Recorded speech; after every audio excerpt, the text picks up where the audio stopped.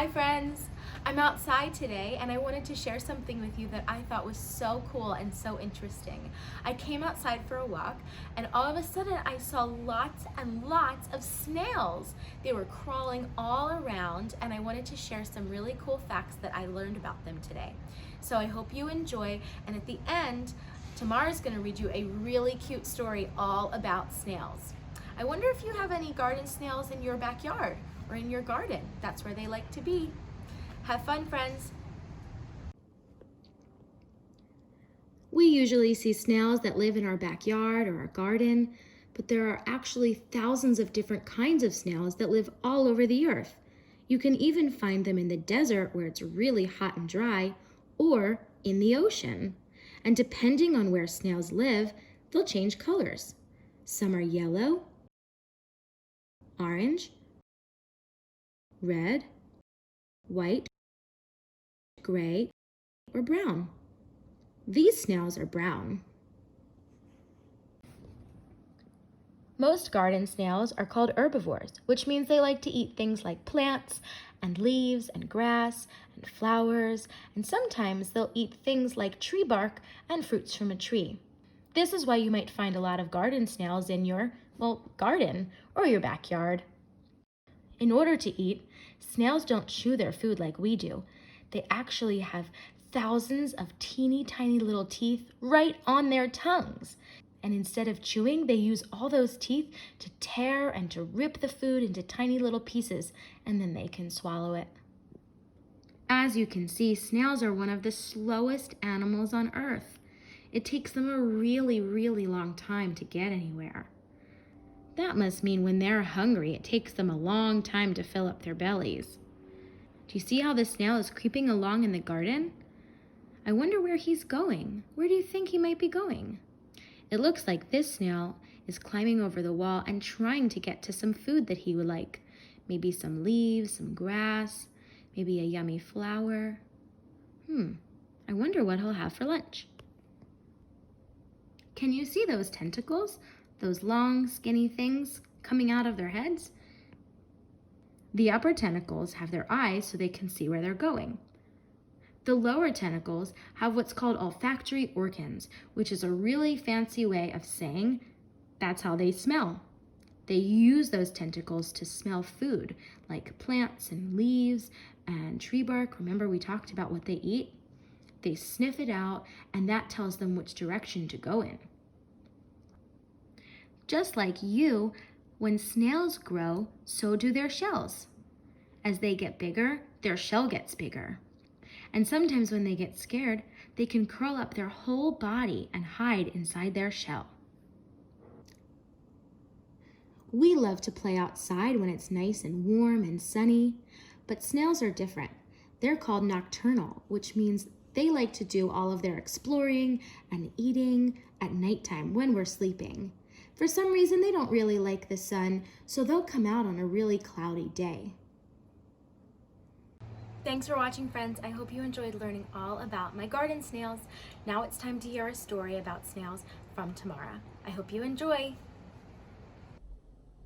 Hi everyone, we're back together again to read another story. And this time my friend Lulu, you know what kind of animal Lulu is? Right, he's a sheep. He wanted to hear the story too. It's called The Snails Spell. Have you ever seen a snail? Where have you seen a snail before? So imagine that you're soft and you have no bones inside you. Imagine you're gray, like the color of smoke. See, the little child's trying to imagine that. Imagine that you're shrinking. Oh, getting smaller and smaller and smaller. Look how small that child is now. Do you see some animals watching that child? I wonder what they're thinking. What do you think they're thinking? You are 2 inches long, lying on the brown ground, all soft and gray. Imagine you have no arms and no legs now. Imagine you cannot walk or run. Ah, do you see the snail? And do you see the little child trying to be a snail? That's what he's up to. Inside, you glide and make your own smooth, sticky path to ride on. It's easy to move this way, and it feels cool and good.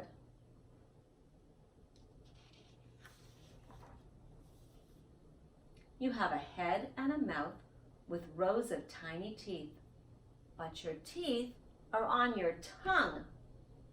So you eat by sticking out your tongue and scraping tiny bits of lettuce into your tiny mouth.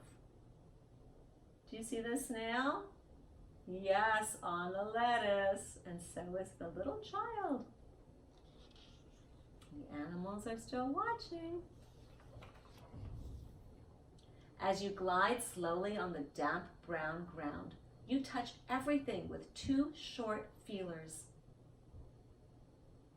They are sticking out of the snail. On the top of your head, you have two long feelers. You can stretch and stretch these feelers so they look like long, long horns. Can you see that?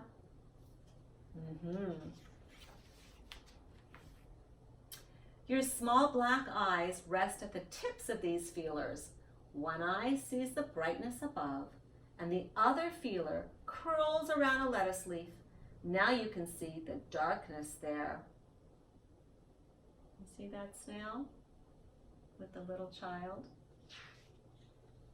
I see a big, big thing looking at them. Do you see? What is it? Yeah, it's a turtle. But your feeler touches something in the dark. Something wriggling, something alive. Far as you can, you pull your feeler back, you tuck your eye inside your feeler, and you hide it from danger. Your eye glides down and down into your head.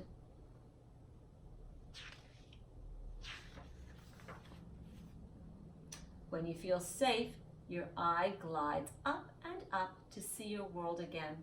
You are soft and small and slow, gliding up and down and upside down. You see the snail? Good for you. You're good at finding the snail. It's hard to find the snail sometimes in this garden full of beautiful creatures and vegetables and other plants and flowers. On your back lies a light curled shell. It is part of you and it grows as you grow.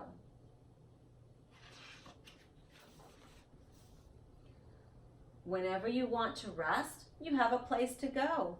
First, you tuck your feelers inside your head. Then you draw your head and soft gray body inside your shell, and you sleep. It's very cool. I have to sleep in a bed. And that is the Snail's Spell. Good night. I don't know if you're going to sleep, but I feel kind of tired myself. I think I'll have a little nap. What do you think? Yeah, I think Lammy wants to do that too. Bye. I hope you had fun, friends.